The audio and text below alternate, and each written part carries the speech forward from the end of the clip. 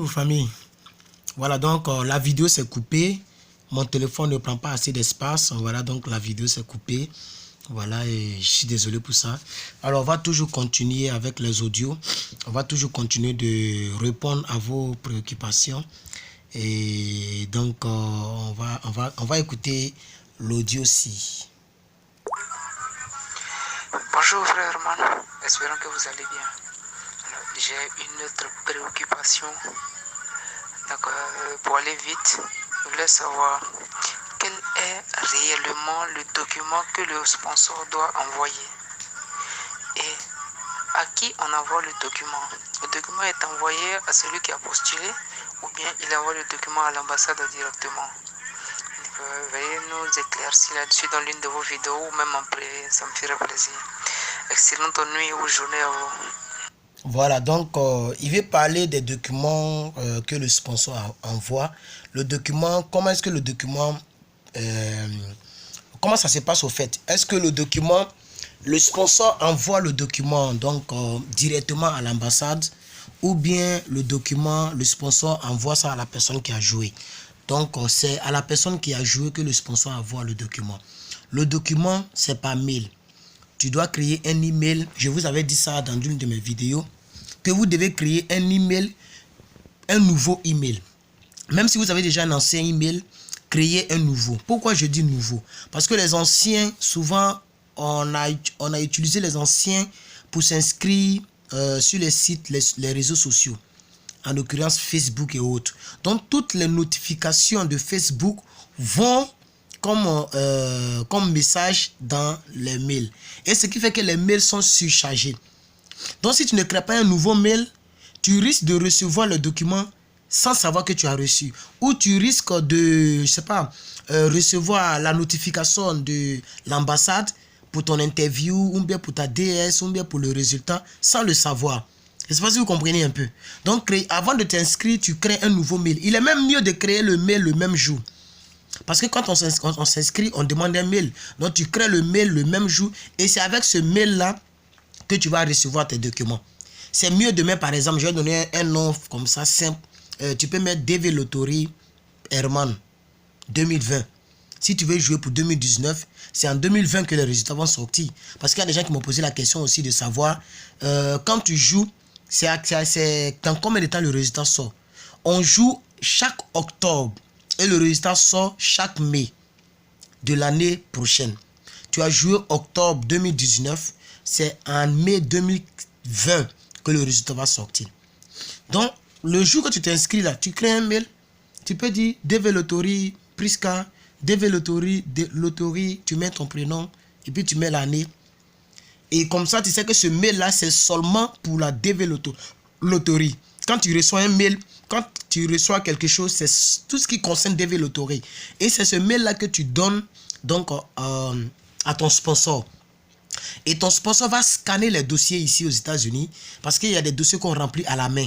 Il va remplir des dossiers à la main, il va scanner d'autres dossiers, il va aller tirer les relevés de compte bancaire parce que l'ambassade a besoin de ça pour valider ton dossier.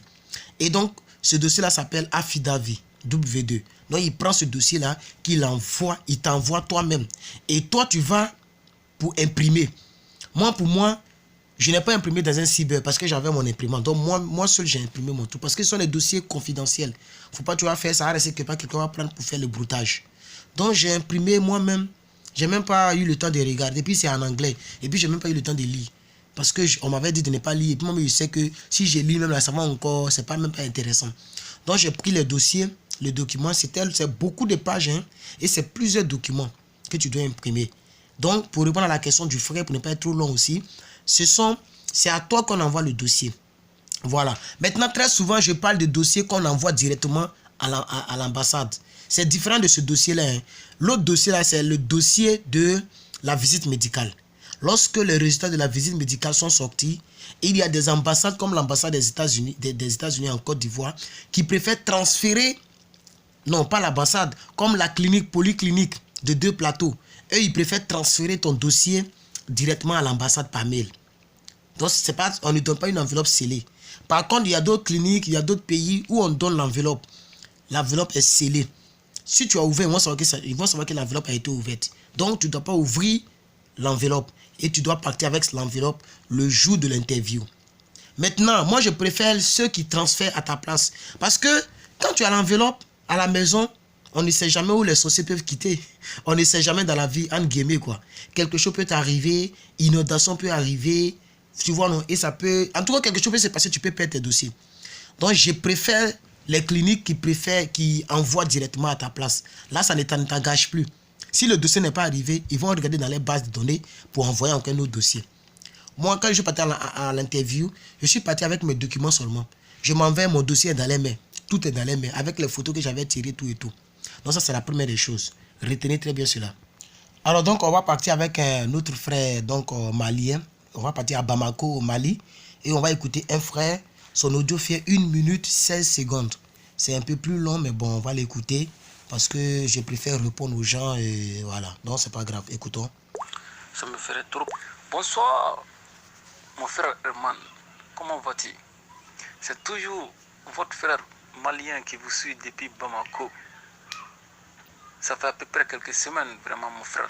Je vous suis 24 heures sur 24 sur votre page. Et puis, je tiens à vous remercier beaucoup, vraiment. Je vous remercie beaucoup, beaucoup, beaucoup même pour tout ce que vous faites pour nous. Inch'Allah, Wallah, je vous remercie beaucoup.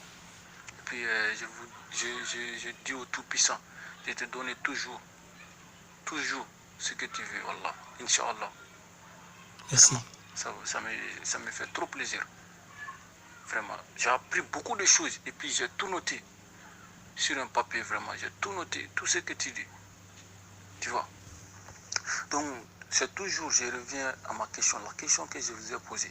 Comme tu l'as si bien dit sur l'un de tes vidéos, qu'il faut avoir les passeports avant les résultats. Tu vois.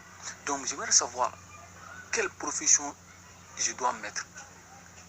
Comme je vous l'ai si bien dit, c'est-à-dire, je suis dans une agence de voyage, je suis agent comptoir.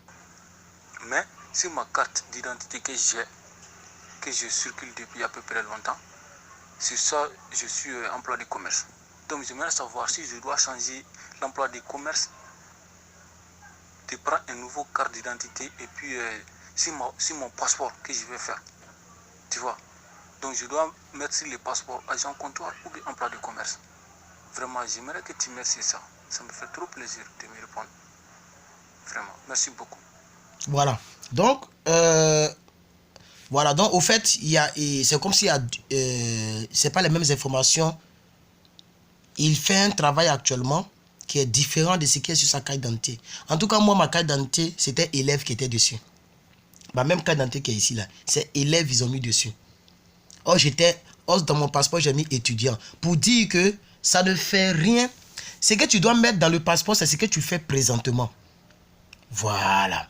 Comme quand je faisais mon passeport, j'étais plus élève. Il y a longtemps que je n'étais pas élève. J'étais maintenant étudiant. J'ai même eu le BTS, tout ça. Donc, pour quelqu'un qui ne travaille pas officiellement dans les fichiers de l'État de Côte d'Ivoire, un débrouillard quelque part, qui se débrouille quelque part, qui casse les briques, qui va sur les chantiers, il ne peut pas mettre « je suis un gars de chantier ». Donc, en tout cas, si tu ne travailles pas, il faut mettre étudiant. Le niveau d'études que tu as là, tu mets dans ton passeport. Ça ne posera aucun problème. Donc, je veux dire à mon frère de mettre le travail qu'il fait actuellement dans son passeport. Tu n'es pas obligé de mettre ce qui est sur la carte d'identité nationale de ton pays. Moi, jusqu'à présent, c'est étudiant. J'ai fait ma carte d'identité une seule fois dans ma vie en Côte d'Ivoire. Une seule fois, la vraie carte d'identité, hein, pas les cartes scolaires, non, carte d'identité. Une seule fois, c'est la carte d'identité de 2010, avant les élections, la guerre qui a frappé mon pays. C'est avec la même carte d'identité que je suis venu ici.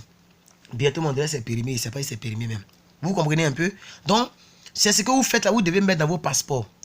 Vous n'êtes pas obligé de mettre ce qui est sur la carte d'identité parce qu'ils savent que la période où tu as créé ta carte d'identité, où la carte d'identité a été confectionnée, jusqu'à présent, il peut y avoir beaucoup de changements. Donc, ils ne vont pas te fatiguer avec ça. Ok? Voilà, je pense que j'ai répondu à la question de mon frère depuis Bamako. Donc, je reviens vers vous tout à l'heure. Alors, maintenant, nous sommes avec le 243, plus 243. Voilà. On va l'écouter. C'est un doyen, on va l'écouter. Et puis, on va donner notre point de vue. Salut, Armand. Comment tu vas? Moi, par la grâce de Dieu, je me porte un peu bien. Mais je voulais un peu me renseigner par rapport à la DV de loterie. Parce que j'ai joué cette année. Donc on attend le résultat pour 2020. Mais quand on a joué, je joue en marié. Je joue avec ma femme. Je voulais un peu savoir. Quand je jouais, je déclarais ma femme. Et elle aussi, elle a joué, elle m'a aussi déclaré. Donc on a joué 2 fois. Donc moi j'ai joué et elle aussi a joué. Est-ce que ça va poser... Je voulais un peu savoir si ça va poser le problème. Ou c'est pas vraiment parmi des procédures comment qui ont un peu, qui sont encadrées par rapport à la DV de loterie. C'est un peu ça. Ok, donc il veut savoir, il a joué, sa femme a joué. Si est-ce que ça va pas poser problème si soit les deux sont sélectionnés ou si soit une personne est sélectionnée? Non, ça ne posera aucun problème. Aucun. Même si vous deux vous êtes sélectionnés, ça ne posera aucun problème. Tout ce que ça peut peut-être vous faire faire, c'est-à-dire tout ce que ça peut vous pousser à faire, c'est que chacun va suivre son dossier. Si vous deux vous êtes sélectionnés, à ma pensée, selon ma pensée, je pense que chacun va suivre son dossier. Voilà, l'autre suit son dossier, l'autre suit son dossier, parce que vous avez joué séparément. Voilà. Mais si, par exemple, la femme est sélectionnée et que le monsieur a échoué, la femme donc sera la principale. Donc ici, si la femme n'a pas le diplôme requis, ça va créer problème. Même si le mari a le diplôme requis. Je ne sais pas si vous comprenez un peu. Si le mari a le diplôme requis, que la femme n'a pas le diplôme requis, comme c'est elle qui est la principale, ça va poser problème. Et vice versa. Si le monsieur a été sélectionné, que la femme n'est pas sélectionnée, et que le monsieur n'a pas de diplôme requis, que la femme, elle a le diplôme requis, vous devez risquer de perdre. Je ne sais pas si vous comprenez un peu. Voilà. Mais si vous deux vous êtes sélectionnés, que par exemple le monsieur n'a pas de diplôme requis, que la femme a diplôme requis, le monsieur peut s'accrocher sur la femme pour partir. Voilà, donc je pense que il n'y a aucun souci. Il n'y a aucun souci, grand frère. Vous pouvez jouer, vous avez déjà joué, donc attendez les résultats. Vous avez augmenté vos chances de réussite, donc il n'y a pas de problème. Voilà, donc en tout cas, ce que je peux vous dire, bonne chance à vous, que Dieu vous aide, bonne grâce à vous, et vraiment soyez sélectionnés pour que vous puissiez venir continuer votre vie ici aux États-Unis. Voilà.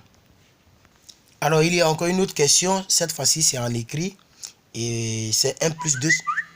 C'est 1 plus 225. Donc, c'est en Côte d'Ivoire, mon pays. Il est écrit bonsoir, frère. S'il te plaît, à quoi ça sert le bulletin Visa? Ça, c'est la première question. Et sa deuxième question, il dit est-ce que ça nous concerne, nous qui avons joué en octobre 2018? Octobre de cette année-là. Est-ce que le bulletin Visa de cette année le concerne? Non, ça ne vous concerne pas. Parce que vous, vos résultats vont sortir. Non, vos résultats vont sortir bientôt. Donc, ça ne vous concerne pas encore. Vos résultats, ceux qu'on jouait en octobre 2018, les résultats, c'est en mai 2019, cette année, le mois prochain. Donc, ça ne vous concerne pas le bulletin Visa. Le bulletin Visa. Excusez-moi, comme je suis fatigué. Mais le bulletin Visa, c'est très important. Et puis, toujours, j'oublie de faire une vidéo dessus. Normalement, il doit faire une vidéo spécialement pour ça. Ok? Le bulletin Visa... Un jour, je vais faire une vidéo spécialement pour ça, pour que ça soit une seule vidéo qui parle du bulletin Visa. Et je vais aller même, je vais vous montrer comment on va dessus, comment on consulte, tout ça. C'est facile. Le bulletin Visa, c'est ce qui te permet, ça concerne ceux qui ont été sélectionnés, ça ne concerne pas tout le monde. Si le résultat est sorti, que tu n'as pas été sélectionné, c'est même pas la peine de t'embrouiller là-bas. Parce que là-bas, on parle maintenant de case number. Or, les case number, c'est pour les sélectionner. Donc, tu ne peux même pas savoir à quel niveau tu es. Parce que le bulletin Visa te permet de savoir à quel niveau est la procédure. C'est-à-dire, le bulletin Visa, c'est pour vérifier le niveau des procédures des ambassades par pays et par continent. Non, par continent. Par continent. Voilà. C'est-à-dire, si ton numéro... Parce que c'est le case number, il y a l'année, il y a des chiffres, des lettres, c'est ça, non? Il y a des lettres et il y a maintenant des chiffres. L'année où tu as joué, des lettres et des chiffres. C'est les 5 derniers chiffres qu'il faut considérer.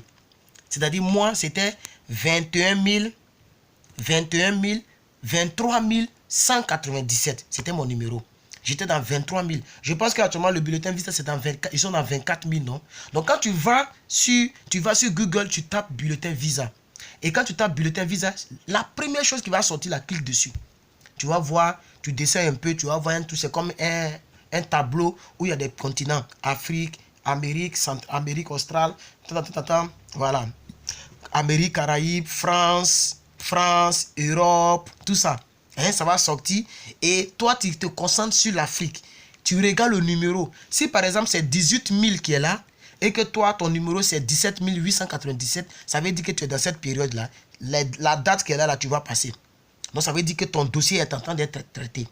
Et c'est à partir de là que tu dois maintenant regarder beaucoup ton email. Regarder ton email. Comme ça, le KCC, ils vont t'envoyer un email pour te donner ton lieu de visite médicale et la date de ton interview. Voici à quoi ça sert le bulletin visa. Ok? Voilà, je pense que j'ai fait l'effort. Si je me suis trompé, aidez-moi dans les commentaires. Je peux me tromper, hein? Je peux me tromper. Voilà. Donc, ça concerne ceux qui sont sélectionnés. Je reprends. Ça concerne ceux qui sont sélectionnés. Quand tu as réussi, quand tu as été sélectionné, on t'envoie un mail pour te dire que tu es sélectionné. Et que voici la date à laquelle tu vas passer. Voici case number. Et c'est ce case number là qui va te suivre jusqu'à ce que tu obtiennes ton visa. Donc je pense que j'ai répondu à la question. Je vais fouiller. S'il y a encore une autre question, je vais augmenter encore la vidéo.